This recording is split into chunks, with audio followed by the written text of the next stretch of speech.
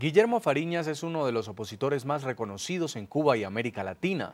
El pasado jueves fue uno de los 27 disidentes que fue encarcelado por el régimen. Tras recuperar su libertad, habló con el programa La Noche. Fariñas denunció que el aumento de la represión en Cuba durante los últimos meses obedece a una estrategia del gobierno de los hermanos Castro que busca acallar el aumento de las voces que piden el fin de la dictadura en la isla. A esta hora el programa La Noche hace un enlace con la ciudad de La Habana, en Cuba, para hablar precisamente con uno de los opositores más representativos al régimen de los hermanos Castro. Él es Guillermo Fariñas, ha accedido a hablar con el programa La Noche NTN 24 y con todos nuestros televidentes en América Latina. Señor Guillermo Fariñas, bienvenido al programa La Noche de NTN 24.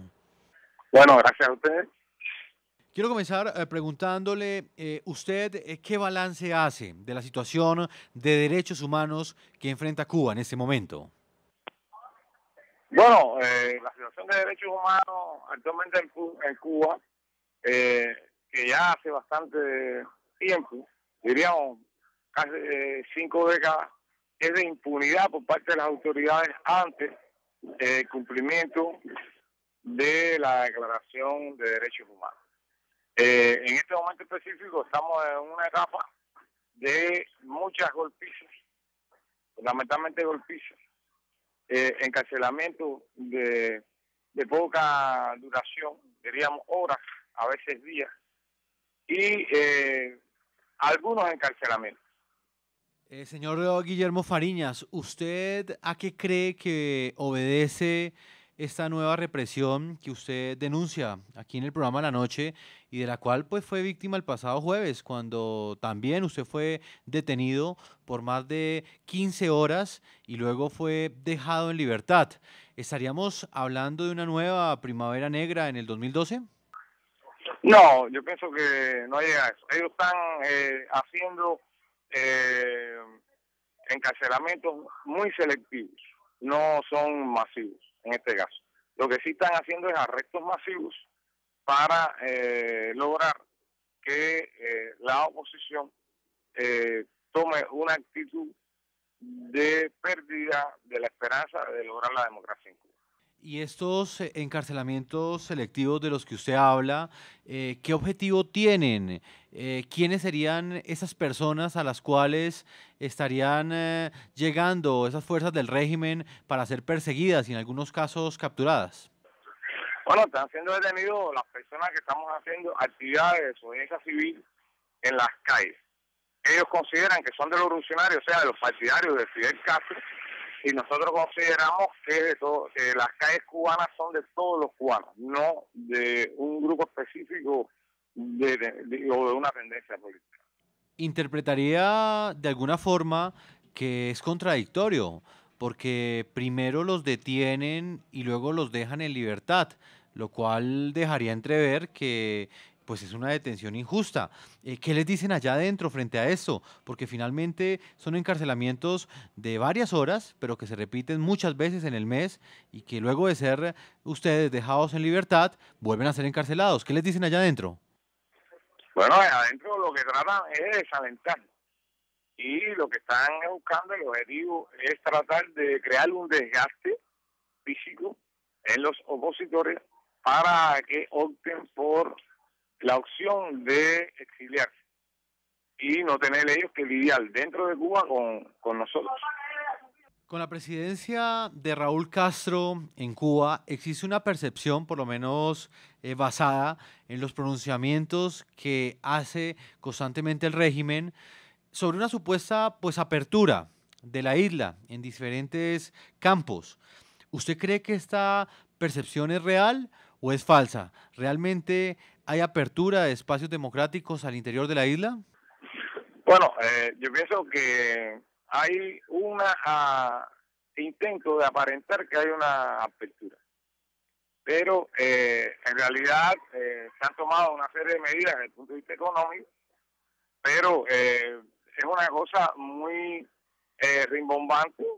Se va a abrir, se le da facilidades a los pequeños empresarios, aquí se le llama cuenta propista, y bueno, cuando esos empresarios comienzan a tener ganancias, les empiezan a crear toda una serie de restricciones a través de decretos leyes, de cuestiones que ellos no pueden hacer, que finalmente lo van asfixiando económicamente hasta que tienen que entregar su patente como pequeños comerciantes. O sea, ellos saben que la situación de que haya una independencia económica va a traer poco a poco una independencia política, y ellos no aceptan bajo ningún concepto la independencia política de la ciudadanía cubana. Para finalizar esa entrevista quisiera preguntarle, ¿usted ha pensado dejar la isla luego de estas medidas que ha anunciado el gobierno cubano, según las cuales los cubanos podrían salir de Cuba? No. Yo tengo dentro de mis preceptos respetar a todos los hermanos que opten por el exilio, pero también tengo como otro precepto que esos mismos hermanos deben respetar mi opción de quedarme dentro de la isla y asumir todas las consecuencias que esto va a traer. Y me ha traído y me traerá. Señor Guillermo Fariñas, continuaremos al tanto y siguiendo momento a momento lo que sucede con los disidentes cubanos y la situación que, según usted, enfrentan de amenaza constantemente. Le agradezco ese tiempo que le ha concedido a la audiencia de NTN 24 en América Latina. Bueno, gracias a usted y a su audiencia. Hasta luego. Momento de una nueva pausa en la noche y al regreso, ¿cuáles son las expectativas de los cubanos tras la aprobación una vez más en la ONU de una condena al embargo económico que Cuba sufre desde hace 5 décadas por parte de Estados Unidos?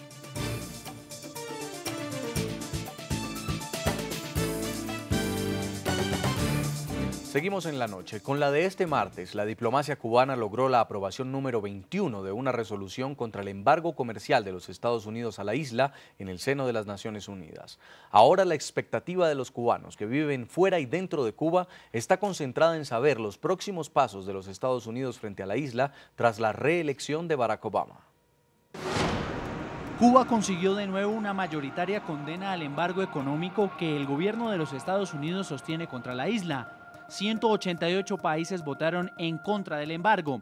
Estados Unidos, Israel y Palau, un pequeño archipiélago en el sudeste asiático, votaron a favor y Micronesia e Islas Marshall se abstuvieron. El bloqueo contra Cuba califica como un acto de genocidio de conformidad con los incisos B y C del artículo 2 de la Convención de Ginebra para la prevención y sanción del delito de genocidio de 1948.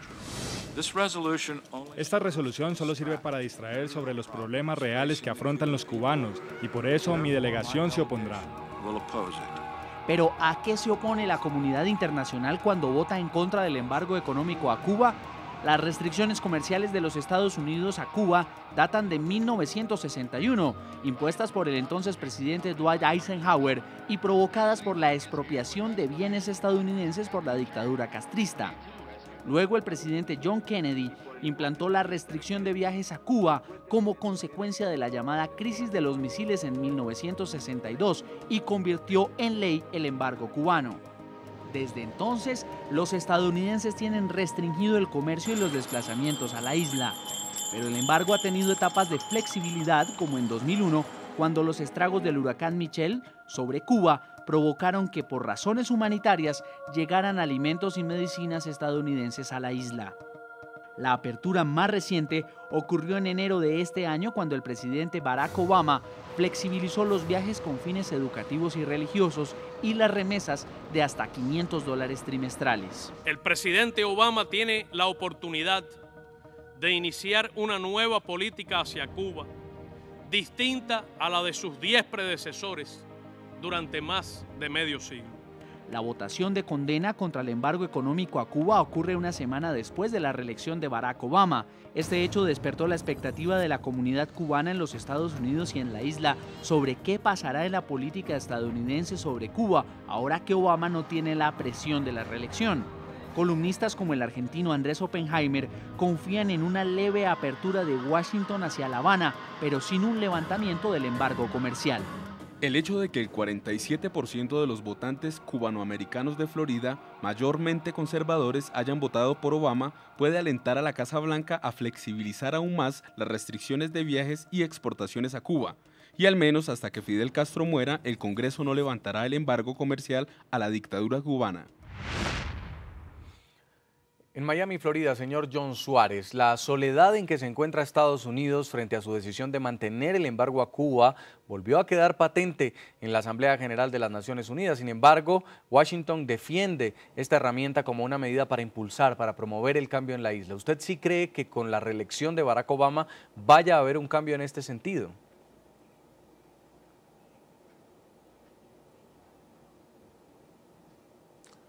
Bueno, primero, hay algunas cosas con la premisa que no estoy de acuerdo. Uno, desde 2000 se cambió la ley de las sanciones contra Cuba por parte de Estados Unidos, y Estados Unidos es uno de los socios comerciantes entre los 6 en el mundo, vendiendo productos agrícolas y farmacéuticos a la isla.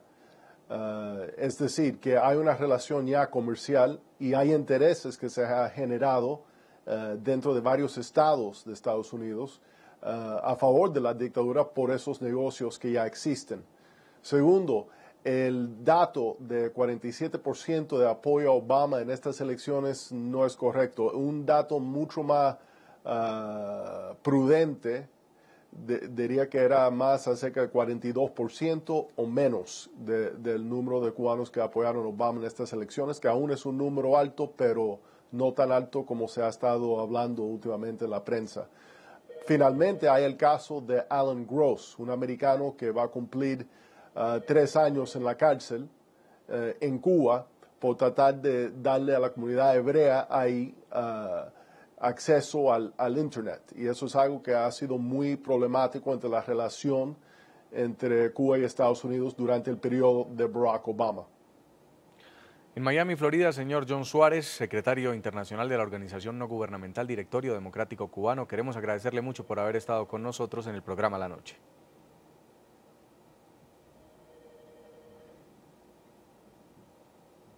Gracias a usted. Muy amable. Y a todos nuestros televidentes los invito a que envíen sus comentarios a www.ntn24.com.